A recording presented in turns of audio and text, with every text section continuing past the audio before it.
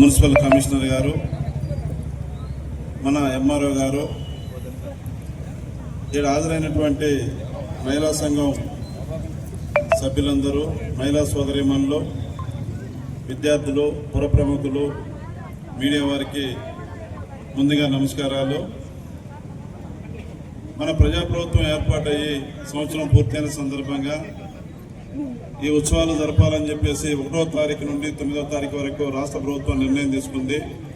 మన గౌరవ ముఖ్యమంత్రి గారు నిర్ణయం తీసుకున్న మేరకు ఈ రోజున మనుగూరు మున్సిపాలిటీలో ప్రజాపాలన విజయోత్సవాల కార్యక్రమాన్ని కమిషనర్ గారి ఆధ్వర్యంలో మున్సిపాలిటీలో నిర్వహించుకోవడం జరుగుతూ ఉంది. ఈ సందర్భంగా హాజరైనటువంటి మీ అందరికీ పేరు పేరున అభినందనలు తెలియజేస్తూనే, మన రాష్ట్ర ప్రభుత్వం ఏర్పాటై సంవత్సరం అయింది. ఈ సంవత్సర కాలంలో అన్ని వర్గాల ప్రజలకు సంక్షేమ కార్యక్రమాలు, అభివృద్ధి కార్యక్రమాలు అందించే దాంట్లో ప్రజాప్రభుత్వం మరి వాళ్ళ అండగా నిలబడ్డాయన్న మాట వాస్తవం.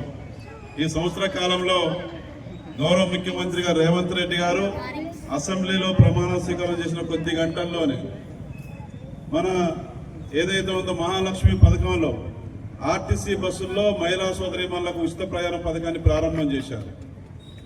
దాని వెంటనే ఆరోగ్యశ్రీ 5 లక్షలు ఉన్న దాన్ని 10 లక్షల రూపాయలకు పెంచారు. ఇవాళ ఎంతో మంది పేదవాళ్లకు పెద్ద పెద్ద ఆపరేషన్లు చేయించుకోవడానికి రాజీవ్ ఆరోగ్యశ్రీ పథకం 10 లక్షల రూపాయలు పెట్టి మన గవర్నమెంటే ఆపరేషన్లు చేయించి ఆరోగ్యంగా తిరిగి ఇంటికి పంపుతా ఉంది. మూడవది, గవర్నమెంట్ వచ్చిన మార్చి 1వ తారీఖున డిసెంబర్ 7న ప్రమాణ స్వీకారం చేస్తే మన ముఖ్యమంత్రి గారు మార్చి 1వ తారీఖు నుంచి 200 యూనిట్లు ఫ్రీ కరెంట్. ఇది ఏ రాష్ట్రంలో లేదు. అది మన ప్రజాప్రభుత్వం, మన ముఖ్యమంత్రి రేవంత్ రెడ్డి గారు ఇస్తున్నటువంటి కార్యక్రమం. మరి 200 యూనిట్లు మనం కాల్చుకున్నా కరెంటు బిల్లు లేదు. 0 బిల్లు పథకం కూడా ఇవాళ ప్రజలకు అందుతా ఉంది. 4వ పథకం 500కే గ్యాస్ బండ. 500కే గ్యాస్ బండ. మన ఆడబిడ్డలు, అక్క చెల్లెళ్ళు గ్యాస్ అయిపోగానే గ్యాస్ తీసుకుంటారు. వారి అకౌంట్లో 500 రూపాయలు మన రాష్ట్ర ప్రభుత్వం జమ చేస్తా ఉంది. అదే కాకుండా మార్చి 2024 మార్చి 11వ తారీఖున మన ముఖ్యమంత్రి రేవంత్ రెడ్డి గారు మరి భద్రాచలం శ్రీరామచంద్రుడి సాక్షిగా ఇందిరమ్మ ఇళ్ల పథకాన్ని ప్రారంభం చేసినారు. అదే రోజున మనుగూరులో భారీ బహిరంగ సభ ఏర్పాటు చేసినాం.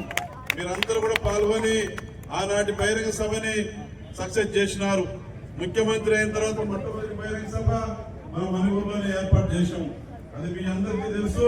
వెంటనే ఇందిరమ్మ ఇళ్ల పథకం ప్రారంభమైన వెంటనే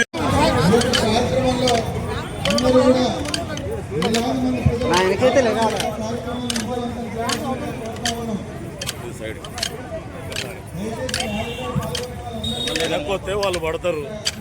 మొహాలు తీస్తే ఏమవుతుంది? మొహాలకి ఎందుకు వెనక్కుంటే మొత్తం వస్తుంది.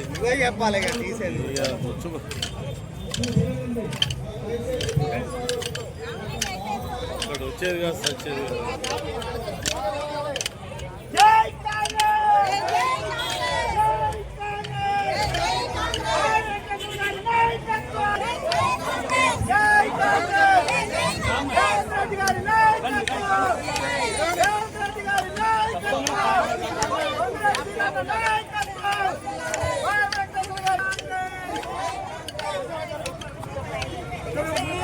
Come on.